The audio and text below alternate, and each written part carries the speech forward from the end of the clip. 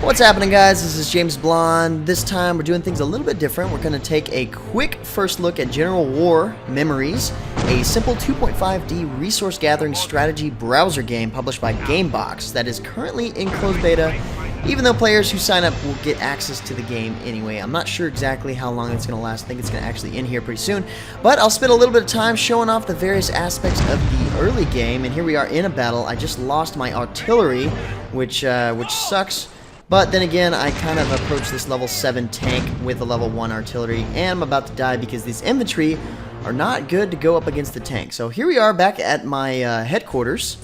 This is where you gather all the resources for the game and get all your buildings in order. So each one of these buildings kind of does various things, most of which gather your resources. But we're going to go here and check out the... we're going to enhance my general, which sounds kind of funny actually. We're going to enhance him, and here's some of the equipment that actually I can use on my general, and I got to figure out exactly how to equip some of these things. These are items that you can purchase in the store with gold, which can be purchased with real money, or most of these right here, actually all of these, I acquired by just doing battles, and so these are a little bit higher level than what I already have, so I'm going to go in here and equip these. I can actually level these items up.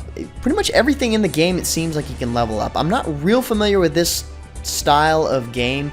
There are quite a few of them out there, but like I said, you can level up pretty much anything, and I can go in here and level up my troops. You can level up the buildings. You can level up your generals that are on your troops, and then you can level up the equipment that are on the generals. So that's kind of how this game works. If you're familiar with that, then that's definitely appealing to the players who like that. So I'm going to go ahead and try to change out this equipment here. It's a little bit confusing, even though the game has a tutorial that kind of walks you through stuff. It doesn't really show you the advanced things, and it's a little, I don't know, because it's cumbersome in terms of the trying to get things to work. Sometimes I accidentally right-click just instinctively, but it's a browser game, so that just takes you to the Adobe settings. I'm going to go ahead and upgrade my troops because it says that I don't have enough. It's not high enough level for me to use this equipment, and I'm going to go ahead and auto-equip. That seems a little bit easier. So that way, if I come across some items that are higher level, it'll go ahead and auto-equip those items to my general.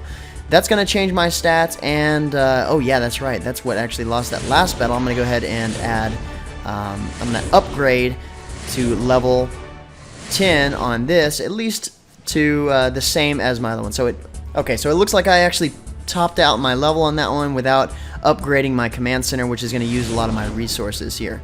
So I auto-equipped my tank stuff here with a couple of new weapons. That's going to increase my stats, and I'm definitely going to be prepared for that next battle when we go into it in a second here. So I'm going to make sure that everything's upgraded here. You can go down here and click on the construct building, and it'll kind of give me a easy map showing what buildings I have, and I can just go ahead and level them up this way. Like level up my bank is going to increase my silver, but it uses some resource in order to do that. But it's a little confusing because the game is in closed beta, so I'm not quite sure if I have boosts on or not. The resources, the way they work, I've got an EXP here, there's my reputation points, military resource, and I've got silver here, which I keep consuming silver, but I have so much that it doesn't seem to really affect anything. So I'm going to go ahead and get into battle. I'm going to choose the same battle that you saw me start off in and see the differences here and attack this tank. Probably not going to be a challenge here. It's definitely lower level. You can see here that Denmark now falls into the hands of those brutal Germans. Sorry, guys. We must evict those devils out of this beautiful country. Man, oh, by the way, this game is based around World War II, so there's going to be some sort of iconic stuff in the game.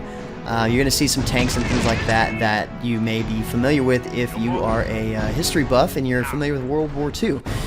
So you move your characters around here, your units, that's a better way to say it, and each one of your enemies, like this particular tank here, I'm not going to be able to do much with my infantry. They are resistant infantry. If you mouse over them, you can kind of tell that. And this guy is anti-artillery, so he's going to do a number on my artillery. Luckily, he's shooting at my... and yeah, like I said, didn't have a problem. Luckily, he was shooting at my infantry and didn't really give me too much of a problem.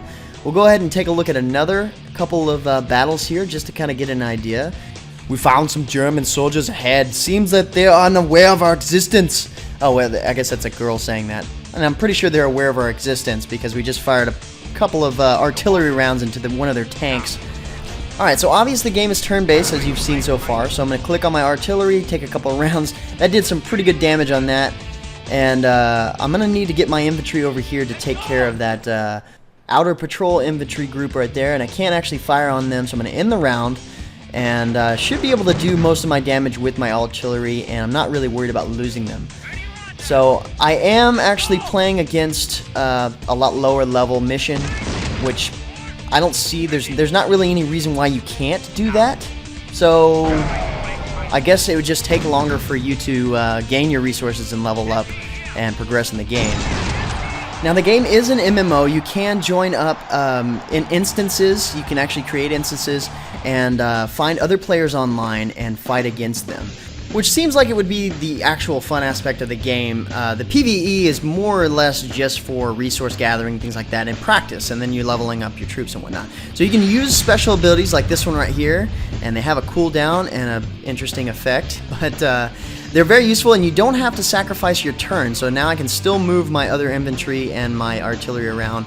I'm currently a level 12. It didn't take me long to get that, but I think later on, a level, obviously 18 through 60, you get other ones.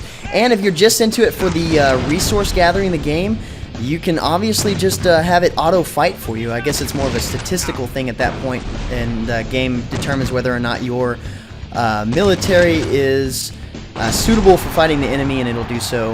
And you still get a victory, and you still gain all your awards. So you can have the game play itself for you and not have to worry about it. So if you're trying to just farm a lot, then I guess that's what that's for. Otherwise, you can simulate being really, really good at the game.